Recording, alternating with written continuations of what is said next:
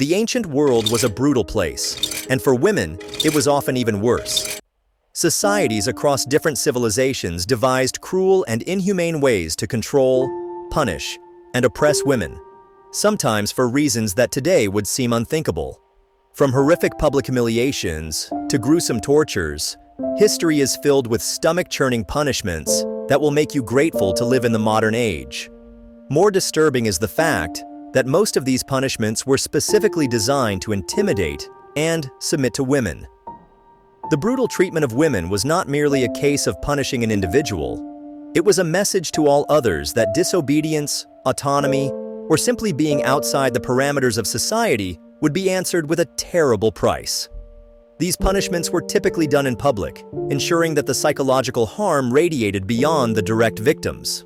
Stick with me, because the last one on this list is so disgusting, it might just make your skin crawl.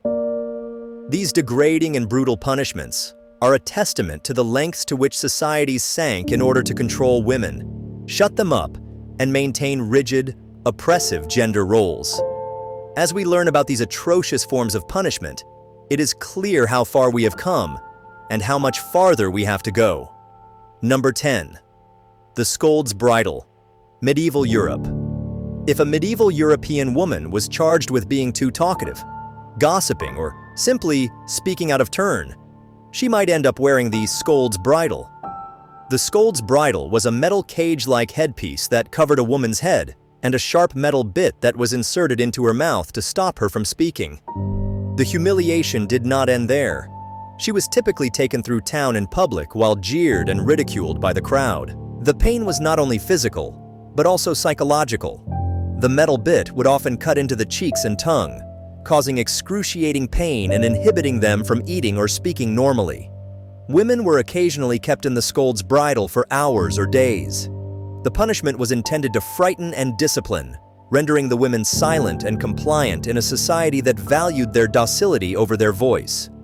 Beyond the immediate pain and humiliation, the long-term effects of the Scold's Bridle were disastrous. Women thus punished were turned into social outcasts, their reputations forever damaged. The threat of being forced to wear the device was at times enough to muzzle women, reinforcing the perception that speaking up, especially against men, was dangerous. This punishment illustrated the extent to which society went to keep women subservient and powerless. Number 9. Foot binding, Ancient China. While not really a punishment per se, ancient Chinese foot binding was a sadistic and painful practice that women endured for hundreds of years. Girls were as young as 5 years old who had their feet bound firmly in bandages, breaking their bones and maiming their feet into a small, abnormal form referred to as lotus feet. It was considered a sign of attractiveness and prestige, but in reality, it put women in constant pain, unable to walk. The procedure was painful. Bones were broken and bent back upon themselves, causing infection and sometimes gangrene. Pain notwithstanding, foot binding persisted because small feet were believed to make women more marriageable. For most, avoiding the process meant being shunned by society or unwedded for life, a worse fate than the agony. Even the survivors of the treatment lived a lifetime in pain and social impairment. Not being able to walk normally made women totally dependent on their families or husbands, stripping them of even more autonomy. This was not just about beauty, it was a control mechanism, keeping women physically and socially in line, maintaining their place in a patriarchal world. Number 8. The ducking stool, Medieval Europe and colonial America. Wives who were accused of witchcraft, nagging, or just not behaving like everybody else were often tried on the ducking stool. This was a wooden chair tied to a long beam, onto which the accused was repeatedly submerged in a river or lake. The idea was that if the woman was guilty, she would float. If she was innocent, she would drown. An entirely ridiculous and gruesome way of finding justice. Apart from the risk of drowning, the repeated plunges into cold water led to shock, pneumonia, or death.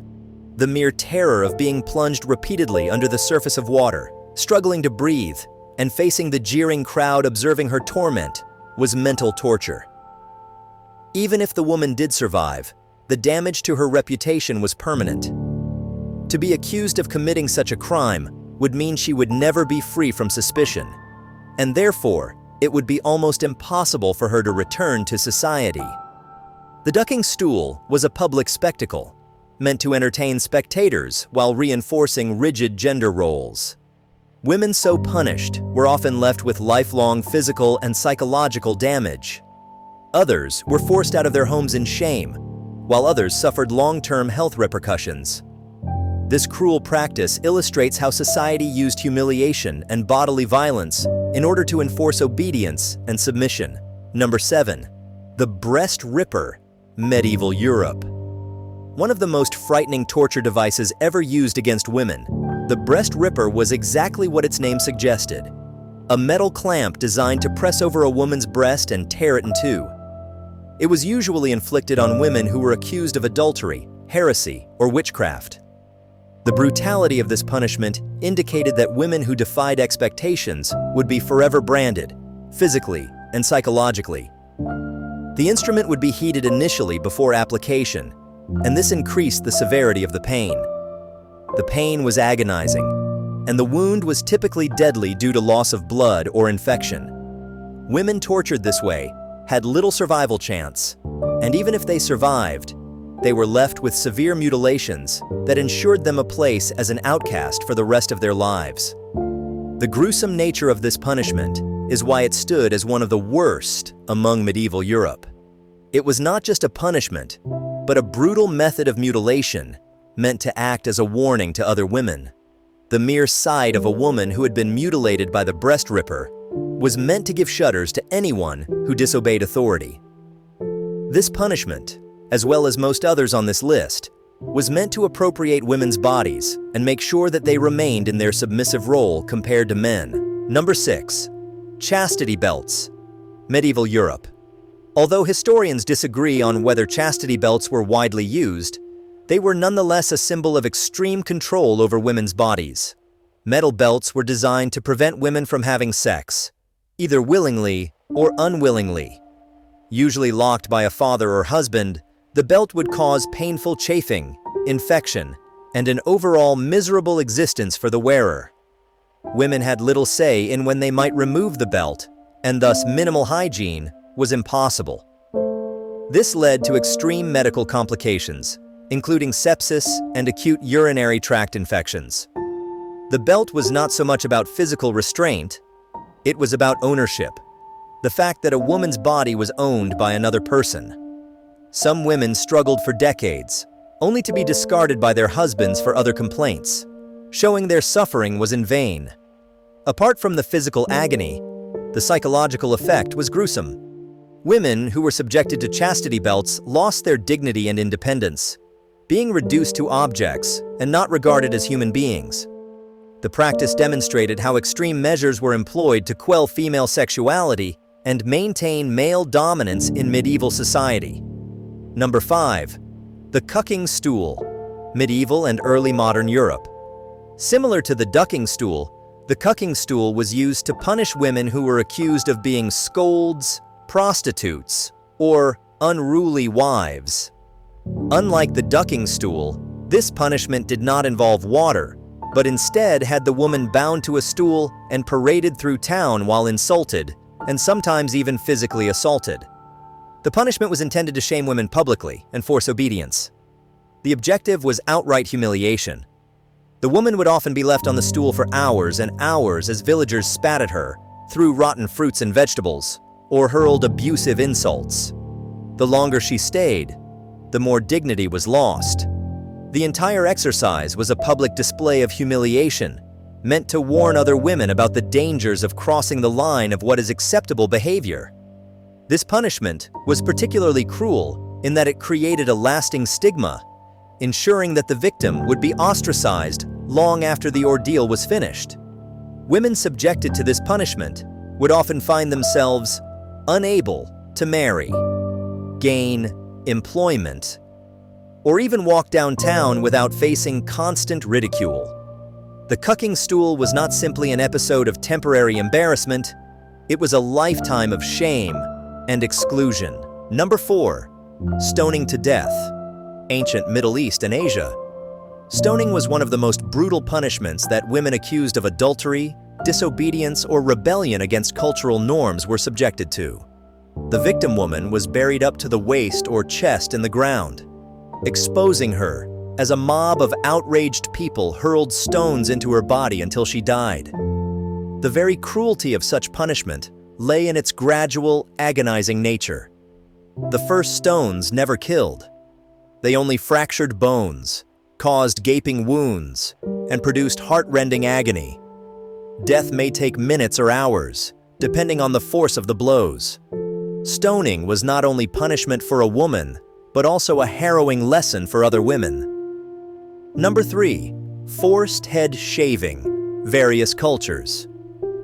For centuries, women accused of criminal offenses such as adultery, witchcraft, or even small social crimes were shaved bald forcibly as a mode of humiliation.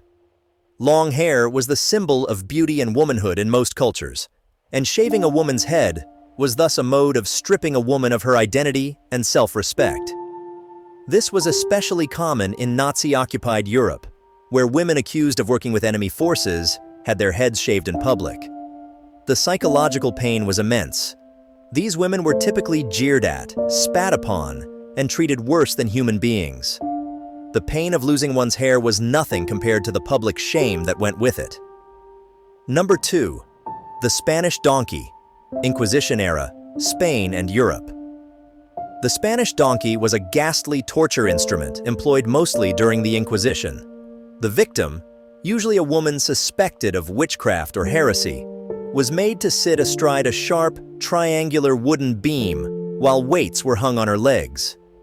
The extreme pressure gradually cut into the body, inflicting terrible pain and, ultimately, irreversible damage. This punishment would go on for hours or even days, with the victims enduring unimaginably.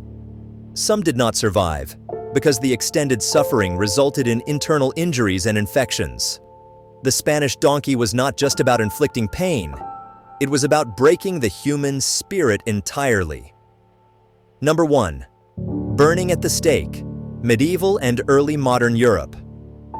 Being burned at the stake was most likely the worst and most brutal penalty for women accused of witchcraft, heresy, or vice. They were tied to a wooden stake as they were slowly burned to death, typically before a jeering crowd. The suffering was unbearable. Death was not immediate, and victims some burned alive for minutes before dying in the fire. This horrific spectacle was meant to reinforce religious and social teachings so that no woman would dare question the powers that be. The punishments awarded to women centuries ago were nothing short of horrifying. They were ghastly reminders of how societies had their grip on the lives of women. Thankfully, we are living in a new age, but history is a stark reminder of what unchecked power and cruelty lead to. What was the punishment that shocked you the most? Let us know in the comments.